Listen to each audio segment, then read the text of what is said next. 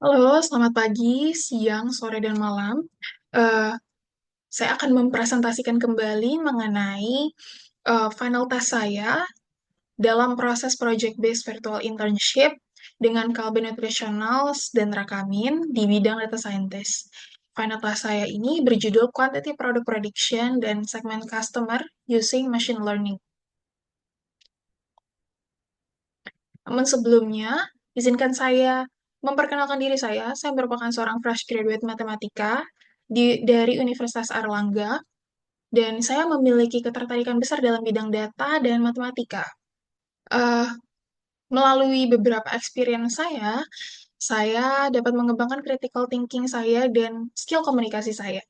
Saya juga merupakan pribadi yang mau belajar hal yang baru dan percaya diri dapat mengembangkan company lebih baik lagi.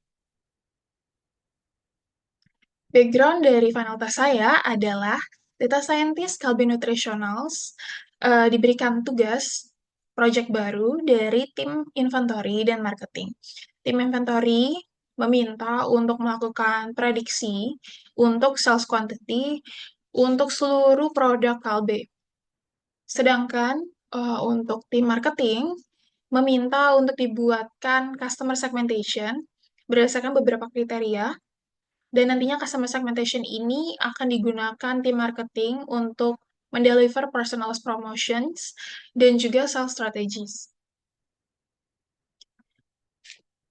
Business problem dari final task saya adalah untuk meningkatkan month over month sales quantity growth dari minus 0,9% menjadi 5% untuk di bulan selanjutnya di tahun 2023, dan objektifnya adalah untuk menjawab dari business problemnya.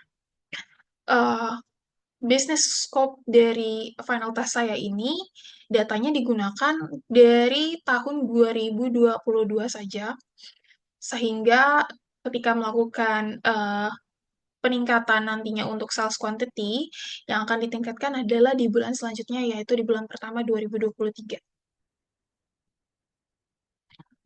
Metodologinya adalah, yang pertama, saya melakukan business understanding, data gathering, data cleaning menggunakan Python, data analisis, saya melakukan prediksi dan customer segmentation, prediksinya menggunakan model ARIMA, dan customer segmentationnya menggunakan metode K-means dengan program language Python, dan saya melakukan data visualisasi menggunakan Tableau, dan yang terakhir adalah melakukan data presentation yang saya lakukan sekarang ini. Selanjutnya, seperti yang saya sudah mention sebelumnya, saya melakukan exploratory data analysis. Yang pertama-tama saya menggunakan The Beaver terlebih dahulu, SQL. Di sini saya memperoleh 4 poin, yaitu uh, untuk umur rata-rata married people, orang yang sudah menikah adalah 43 tahun, dan rata-rata orang yang masih single adalah 29 tahun.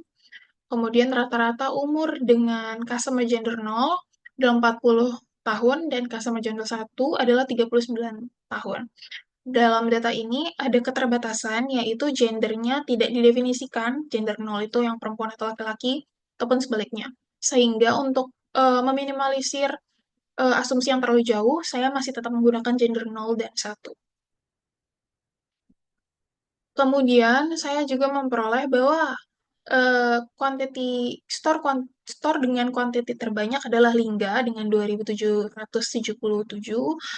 produk sold, produk yang sudah terjual, dan produk dengan sales terbanyak adalah Cheese dengan 27.617.000 rupiah. Selanjutnya, menggunakan Tableau, saya dapat mengetahui visualisasi dari month over month sales quantity dan growth-nya. Untuk month over month sales quantity-nya dicerminkan dalam bar chart. Kemudian untuk growth-nya dicerminkan dari line chart yang berwarna orange. Dapat kita lihat bersama-sama bahwa di 2 bulan terakhir di tahun 2022, November dan Desember, sales quantity growth-nya itu sudah berada di angka minus 0,9%. Sebelumnya, ini ada lebih sales quantity growth-nya lebih dari 0,9%, minus 0,9%, sehingga ada penurunan di situ. Nah, ini yang akan kita lakukan analisis bagaimana caranya meningkatkan hal ini. Dan saya juga mencari tahu visualisasi dari sales per day-nya. Seperti ini dicerminkan dalam bar chart. Saya juga mencari tahu tentang sales quantity per product dan sales per store. Sales quantity per product yang paling tinggi adalah Thai tea, yang paling rendah adalah chashu. Kemudian untuk sales per store, ya di sini adalah per store, itu yang paling tinggi adalah Lingga dengan nilai salesnya sebanyak 25 juta, sekitar 25 juta rupiah, dan yang paling rendah adalah Buana Indah dengan salesnya itu sebanyak 10 juta, sekitar 10 juta, 6 ya, rupiah. Masuk ke analisisnya, yang pertama saya lakukan adalah prediction menggunakan Python. Di sini saya memprediksi regresi menggunakan time series ya, menggunakan uh, model ARIMA yang nantinya akan menghasilkan seasonal grafik. Dari sini saya memperoleh bahwa ternyata prediksinya di bulan awal di tahun 2023 ini ada sedikit penurunan sehingga harus dilakukan analisis lebih lanjut bagaimana caranya meningkatkan sales quantity uh, dari produk-produk yang ada di Calvin Nutritionals ini. Salah satu caranya adalah kita dapat melakukan customer segmentation untuk lebih fokus pada setiap customer di setiap cluster dan dapat memberikan uh, marketing, teknik marketing yang lebih terfokus pada tiap customer-nya. Clustering saya ini menggunakan, customer segmentation saya atau clustering saya ini menggunakan metode K-means, dan ini adalah elbow method-nya. Dari itu, dapat kita peroleh, dapat kita lakukan clustering dengan 4 cluster saja.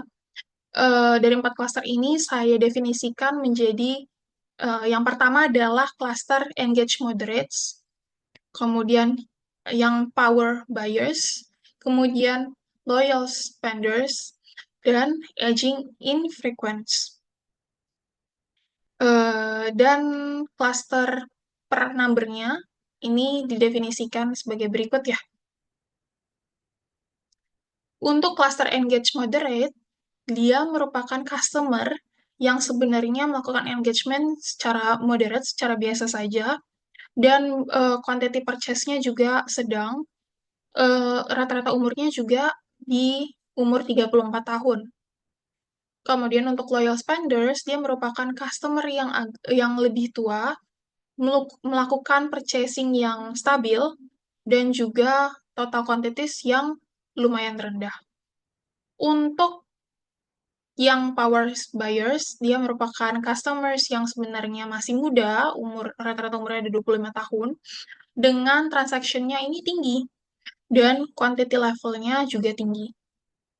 Kemudian untuk aging infrequence adalah uh, kebalikannya yang power buyers, dia merupakan customers yang versi lebih tuanya, tapi dia juga melakukan engagement-nya itu rendah, paling rendah, dan quantities-nya itu juga rendah. Ya, di sini yang paling tinggi, transaction dan quantities-nya dicerminkan yang di bold berwarna biru, dan yang paling rendah adalah yang di bold berwarna merah. Oleh karena itu, kita dapat memberikan bisnis rekomendasi untuk tiap klasternya. Bisnis rekomendasinya yang pertama adalah dengan meningkatkan transaksi frekuensi, itu adalah rekomendasi dengan priority level yang paling tinggi. Kemudian yang kedua adalah target high quantity buyers. Kemudian yang medium, level priority yang medium adalah re-engage older dan inactive customers, dan yang medium kedua adalah Analyze customer age segment. Dalam final task ini, saya juga melakukan impact analysis ya. Impact analysis saya eh, yang pertama-tama saya lakukan, saya cari tahu terlebih dahulu bagaimana sales quantity tiap klasternya di akhir bulan di 2022 yang paling recent. Saya peroleh seperti ini, seperti pada tabel yang kecil ini, dan total sales quantity-nya yang paling recent itu juga di tabel ini. Untuk meningkatkan sales quantity growth-nya sampai 5%, dengan perhitungan impact analysis, kita dapat fokus untuk meningkatkan engage moderate sama loyal spenders cluster, dan meningkatkan sales quantity-nya dua cluster itu sebanyak 20% in total. Seperti itu, maka dengan seperti itu dapat tercapailah tujuan kita yang di awal untuk meningkatkan sales quantity growth sampai di 5%. Sekian presentasi dari saya. Kurang lebihnya mohon maaf. Saya open terhadap further discussion. Terima kasih sudah mendengarkan.